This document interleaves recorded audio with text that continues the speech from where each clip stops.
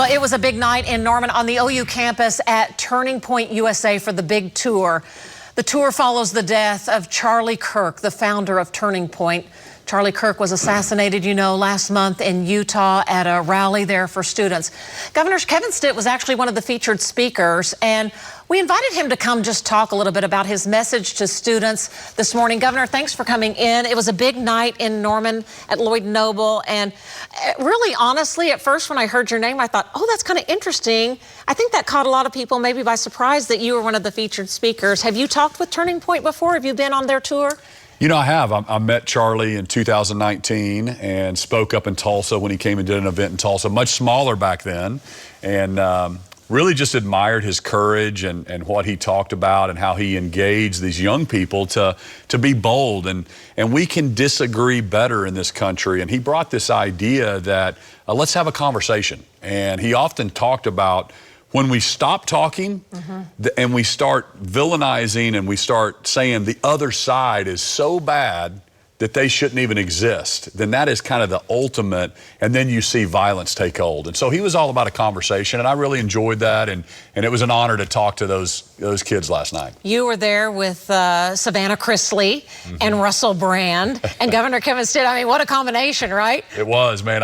Back in the green room beforehand, I was talking to Russell, and I was like, hey, dude, I said, we didn't coordinate our outfits.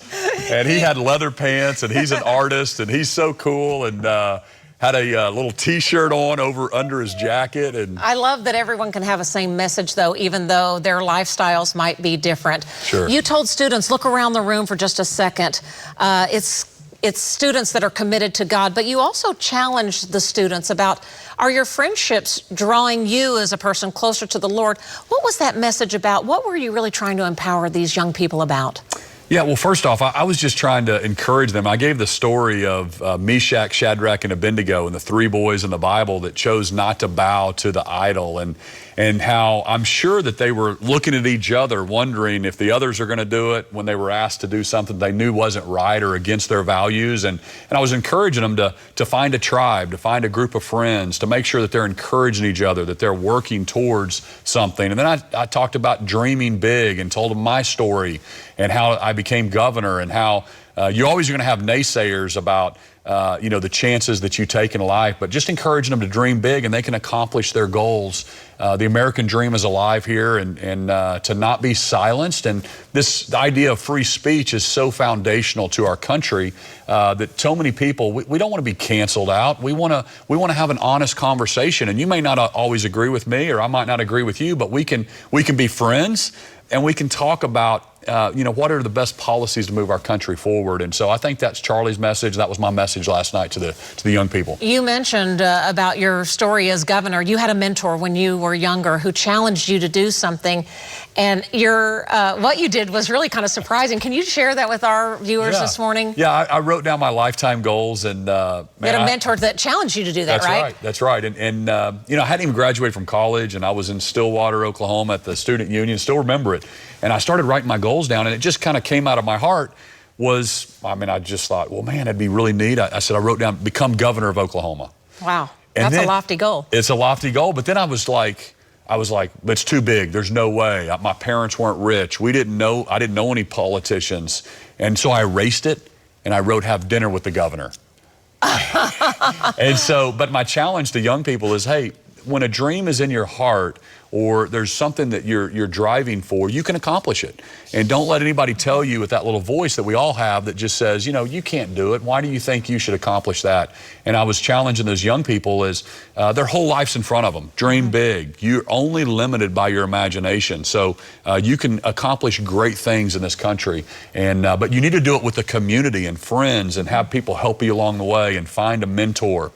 Find a buddy to be in battle with you, because when you're isolated, it's easy to get picked off. And boy, isn't that the truth for all of us? I mean, no one can live alone, and it's not fun, and it's better with friends. That's and right. when you have that community.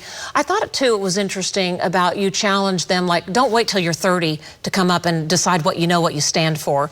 Yeah. Figure out now what you stand for. Can you share a little bit more about why that's so important, even on a college campus kid, to understand that message? That's right. Yeah. I mean, I was trying to bring and let them know, hey, because sometimes I remember back in college, oh, I'm going to do that when I'm 30. I'm going to do that later. And I was trying to encourage them, you're going to be the same person at 30 or 40 or 50 as you are today, except for the people you meet, the books you read. And I said, find out what you're passionate about. What is your mission? What do you think is important value-wise to stand on? And I gave the story of Caleb and Joshua in the Bible, how those young men were the elites, and they were challenged there. They were bold then, and then they were bold 40 years later when they went into the Promised Land. So trying to bring those biblical stories back to life and how it's practical today. And I was challenged that you've got to be bold today at 40. And I said Charlie Kirk was bold at 18, and then at 30, 31. And I said, let's live have an eternal perspective also in life. Well, such a good word of encouragement for our young people. While you're here, there's so much that's been going on at the Capitol here, but also in our nation's capital. The federal government is shut down right now. I just wanted your thoughts on how that is impacting Oklahomans here right now. And are you hearing is there a possibility of when they're going to get the government back open? Well, I was on some of the national shows and talking to some of my colleagues, some of the other governors, and really it's not impacting Oklahoma at this point. I think if it goes into November, that we'll have to make some decisions. We've been talking to the White House. We've been talking to Congress. There will be some funding that might be affected if it goes past 30 days. Hopefully that's not the case. It's called a clean CR. So basically the Trump administration is trying to fund the government on whatever the Biden administration had funding, right? The other side is trying to add in a few more spending, but this is a clean CR, and I would just challenge Congress. They need to balance their budget. We have to do that at our own budgets. Oklahoma does it. Every state does it. But the federal government does these 3 months at a time, continuing resolution. Congress hasn't passed a budget since 1996. Yeah, they're supposed to by law too, right? By law, they're supposed to, but nobody wants to debate what the spending should be. And so I just encourage Congress. I mean, they've got a tough job. Where are they going to spend the money? But they also can't keep spending $2 trillion over our income. And so that's the tough part right now. And so I support President Trump in trying to lower the spending, which is important. But this is just a flat, keep spending the same. Let's fund the government. And I think we need to all get on board to do that. You had comments about the Texas governor sending in the National Guard into the Chicago areas. The president was asking for federal troops to come and said that we wouldn't do that from Oklahoma. How come? Yeah, first off, these blue cities are out of control. And so I support President Trump trying to make sure we have ICE protected, we have our federal buildings protected. So that's 100% we agree with that. But my point is, let's have Illinois troops focus on Illinois issues. Have Texas troops, Oklahoma troops focus on Oklahoma issues, right? We would lose our mind if the shoe was on the other foot. Yeah. If the Biden administration sent California troops into Oklahoma, that wouldn't go over well. That wouldn't go over very well. If they tried to enforce vaccine mandates or whatever the Biden administration was saying, so that's a bad precedent in my opinion. But, President Trump's in a tough situation. He's trying to protect federal buildings and ICE. So that's why we 100% support that. I'm just saying, don't pit one state against another. You've got to use Illinois for Illinois issues. And elections have consequences, right? The people of Illinois selected that governor and those mayors. And it's unfortunate because we don't agree with it here in Oklahoma. But I'm not going to send Oklahoma troops up there to another state. To another state.